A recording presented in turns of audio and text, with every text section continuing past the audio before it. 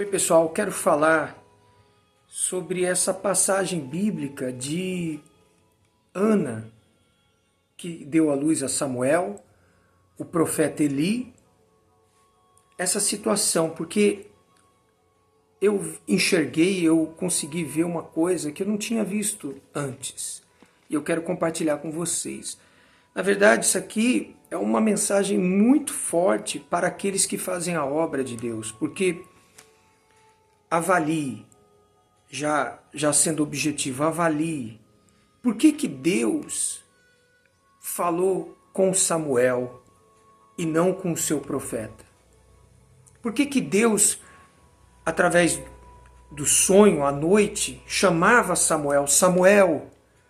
E Samuel era tão criança, talvez 12, 13, 14 anos, pensava que o seu senhor, o Eli, o profeta, estava o chamando. Você sabe disso.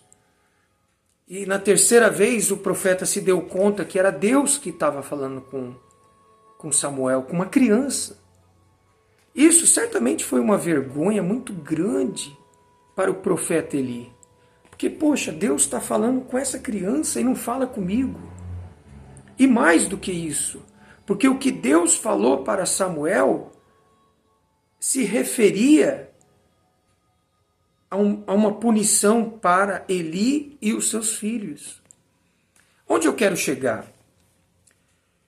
Eu quero chegar que, às vezes, a pessoa é igual a Eli.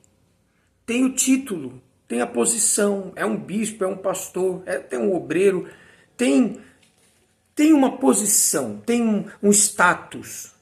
Mas Deus não fala mais com aquela pessoa. Por quê? E por que isso? Isso é muito triste. Por quê? Porque aquela pessoa, em algum momento da obra de Deus, se esfriou, não temeu a Deus, não fez a obra com zelo, teve que escolher entre fazer o certo diante de Deus ou cortar na própria carne.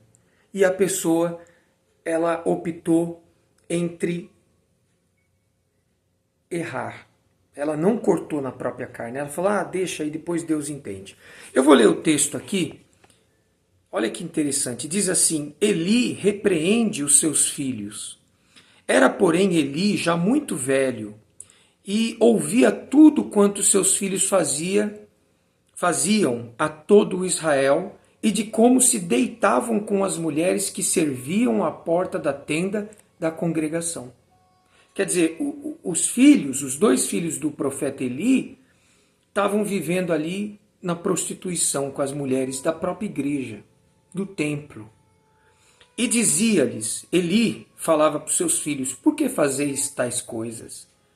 Pois de todo este povo ouço constantemente, olha só, falar do vosso mau procedimento. Não, filhos meus, porque não é boa fama esta que ouço. Estais fazendo transgredir o povo do Senhor. Influência, né? Pecando o homem contra o próximo, Deus lhe será o árbitro, o juiz, né? Pecando contra o Senhor, quem intercederá por ele? Quer dizer, Eli tentando colocar juízo na cabeça dos seus filhos. Entretanto, não ouviram a voz do seu pai, porque o Senhor os queria matar. Quer dizer, eles estavam obstinados em pecar. Mas o jovem Samuel crescia em estatura e no favor do Senhor e dos homens. Então, essa situação aqui, eu li 1 Samuel, capítulo 2, versículo 22, depois você pode dar uma olhada por lá.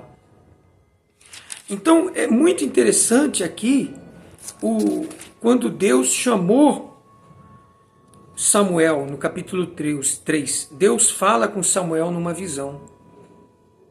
E deixa eu ler aqui para vocês. O Senhor, pois, tornou a chamar Samuel a terceira vez. E se levantou e foi a Eli e disse, eis-me aqui, pois tu me chamaste. Então Eli entendeu que era o Senhor quem o chamava o jovem.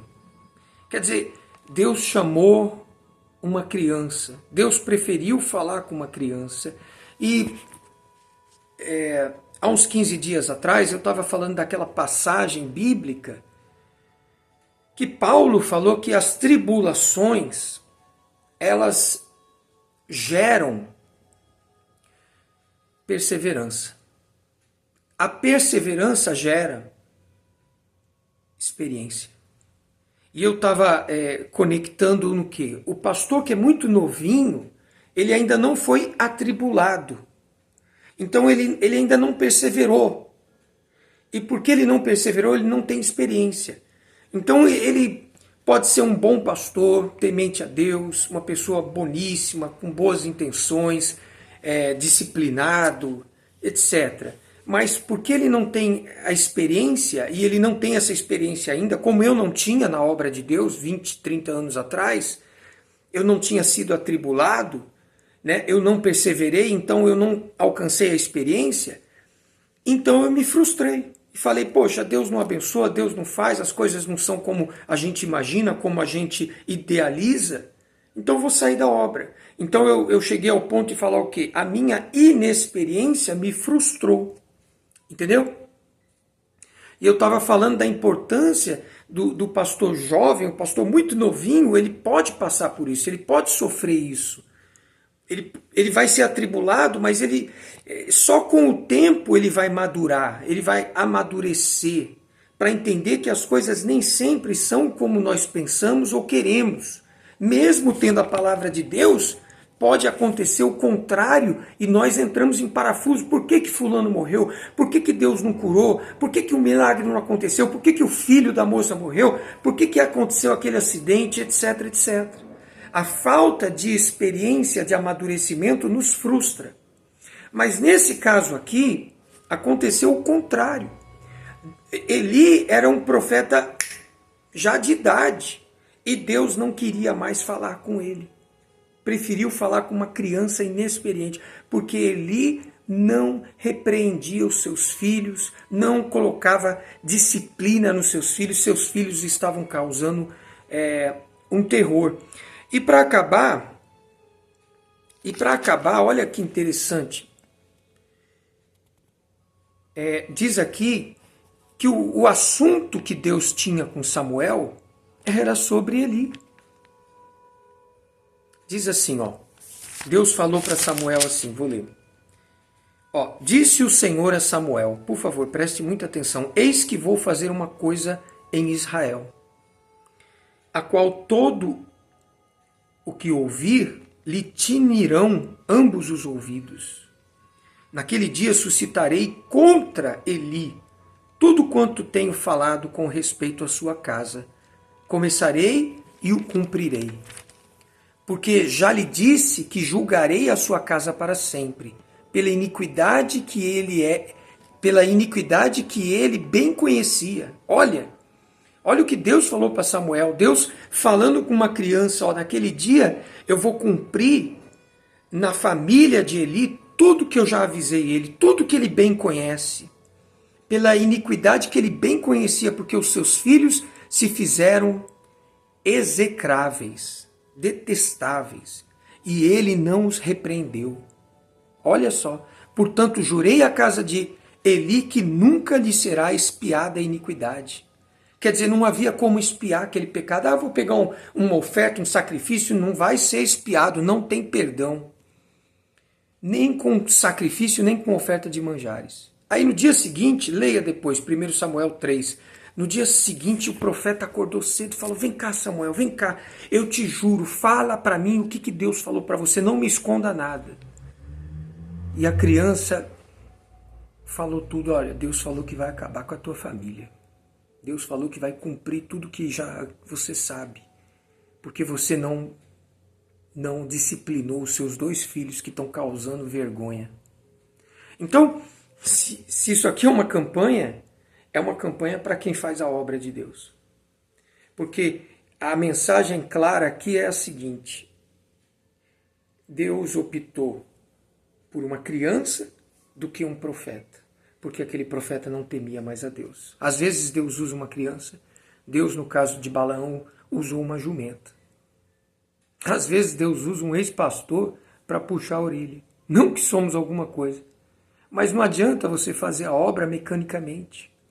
Não adianta você fazer a obra por status, por segurança.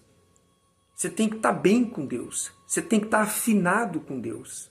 Você tem que estar em comunhão com Deus para fazer a obra de Deus. Você não pode estar no embalo. Eu lembro que quando eu decidi sair da obra de Deus, eu conversei com um amigo meu, né? Não falei claramente que eu ia sair, até porque eu não pedi para sair, eu pedi para vir para o Brasil. Eu não pedi na África, eu quero sair da obra, eu pedi, eu quero voltar ao Brasil. E aqui no Brasil a coisa desandou de vez e eu peguei minhas coisas e fui embora. Mas eu conversei com esse meu amigo, né, falando de alguns problemas e tal, e ele me falou só assim: olha, para mim eu só quero permanecer. Não importa onde eu vou, não importa que igreja, não importa, eu só quero permanecer. Não estou mais esquentando a cabeça com nada, só quero permanecer, nada vai me tirar. E eu ouvi aquilo e considerei.